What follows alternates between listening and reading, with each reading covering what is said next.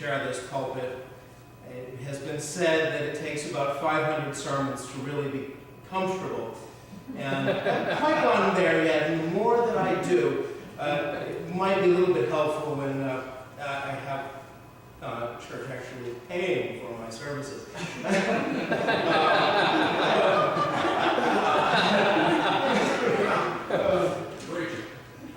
I'd like to start out by reading our text, just as a basis.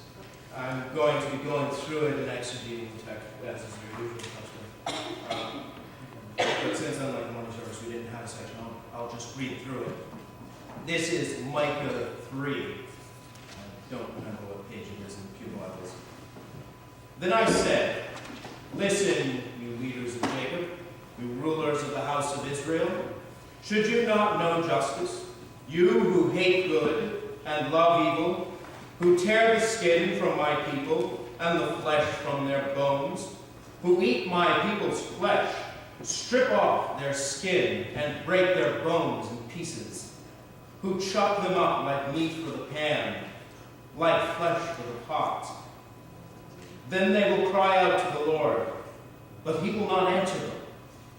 At that time he will hide his face from them because of the evil they have done. This is what the Lord says. As for the prophets who lead my people astray, if one feeds them, they proclaim peace. If he does not, they prepare to wage war against him.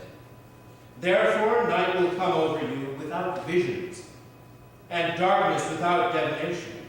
The sun will set for the prophets, and the day will go dark for them. The seers will be ashamed, and the diviners disgraced. They will all cover their faces, because there is no answer from God. But as for me, I am filled with power, with the Spirit of the Lord, and with justice and might, to declare to Jacob his transgression, to Israel his sin.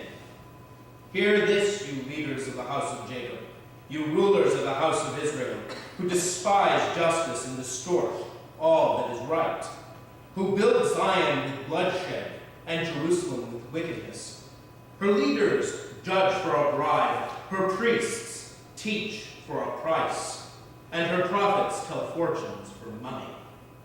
Yet they lean upon the Lord and say, "Is not the Lord among us? No disaster will come upon us."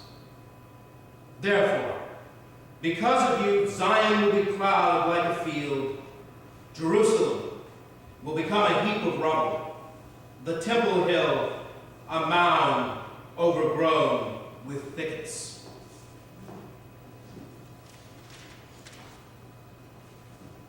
This is a very, very powerful text. The language is extraordinary. It's so graphic and intended to grab one's attention. It's very, very similar to a lot of what the Minor Prophet says. And this is the culmination of a longer section of woe. The first 3 chapters of Micah are, "This is your sin, woe unto you because of it."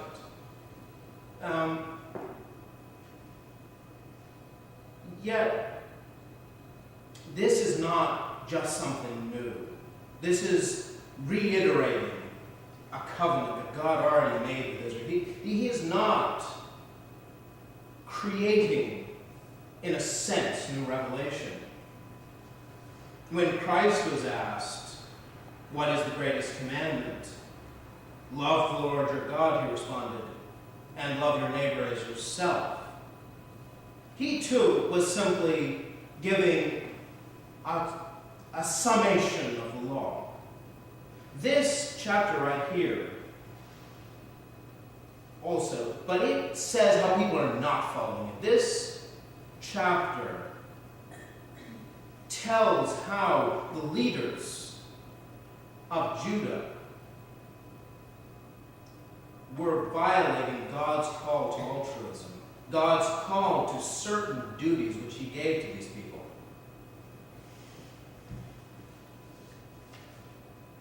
"Listen, you leaders of Jacob, you rulers of the house of Israel, Should you not know justice? Micah is asking, should the people who are in a position to arbitrate justice, those people who are necessary for the ease of functioning of society, those people God put in their place, the judges.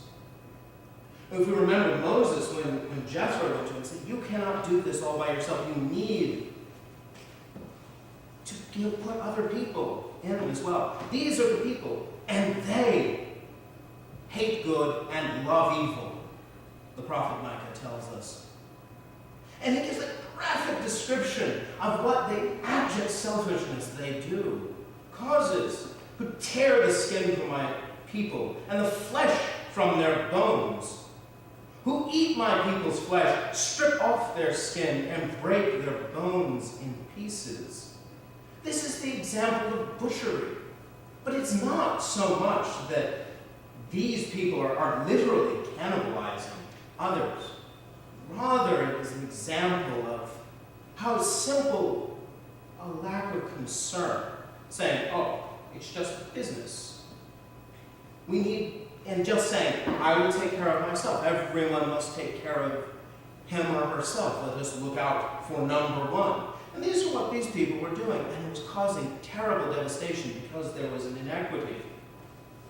Those who are given a place of honor must be more altruistic, or they will cause horrible devastation. And Micah realized this. He was from little town, Moresheth Gath, chapter 1. This is Micah and Moresheth. There are actually 9 Micahs mentioned in the Bible. 2 of them are prophets, and neither of them are complimented for saying very nice things. But Moresheth Gath, it literally means possession of Gath.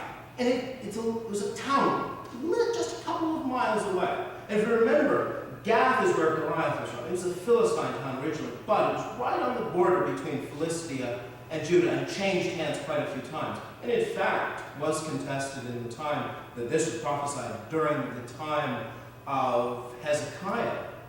It was taken back just before Sennacherib's invasion.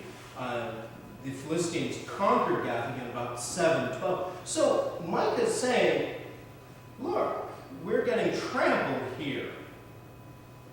Who is paying for these wars? Who is paying for these building projects? Hezekiah refortified many cities, as several kings of Judah did. Rehoboam was one of them. And there were, within the 10-mile radius of Moresheth, there were 7 fortified cities.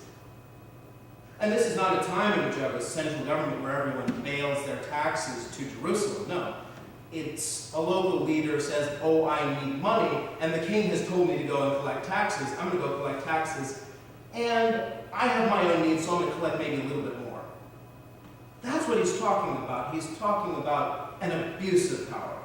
So who was paying for the fortifications of Lachish, which was a major city?